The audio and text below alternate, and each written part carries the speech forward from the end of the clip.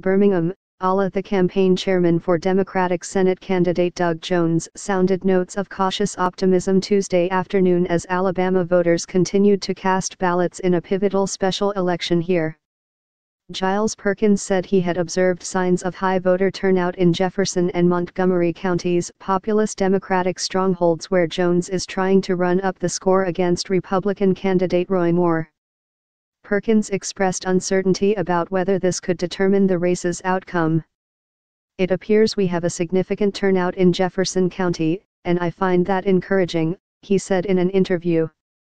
Alabama drew the full heat of the national political spotlight Tuesday as voters went to the polls in a race in which allegations of inappropriate behavior against Moore have created a rare opportunity for Democrats. The closely watched race between Jones and Moore is expected to set the stage for the 2018 midterm elections, testing the influence of President Trump and his allies, including former White House chief strategist Stephen K. Bannon. Democrats are hoping to capitalize politically on allegations of sexual misconduct against Trump and other members of the GOP, even as members of their own party have stood accused. Alabama Senate race, Roy Moore vs. Doug Jones. A win by Jones would help bolster Democrats' chances of regaining control of the Senate after next year's contests. If Moore wins, Republican leaders in Washington will face politically fraught decisions about how to treat him as a new member of the Senate. Senate Majority Leader Mitch McConnell, Kentucky, would have to choose which, if any, committees Moore would be allowed to join.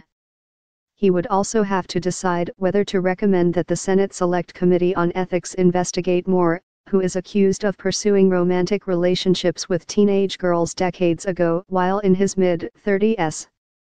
He has denied wrongdoing. McConnell ducked questions Tuesday about whether he would seat Moore on committees if he wins. "All of those are good questions for tomorrow, and we await the outcome of the Alabama Senate race," he told reporters. The scene on Capitol Hill varied widely from the one in Gallant, Alabama, the small town where Moore voted Tuesday after riding his horse to the polls in front of national and international media. Speaking to the assembled reporters, he urged voters to go out and vote their conscience. "We have a tremendous turnout," said Moore. "The state, the nation, is watching this."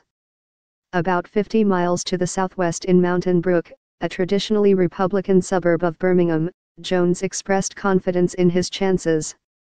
"We feel great," he said after casting his ballot.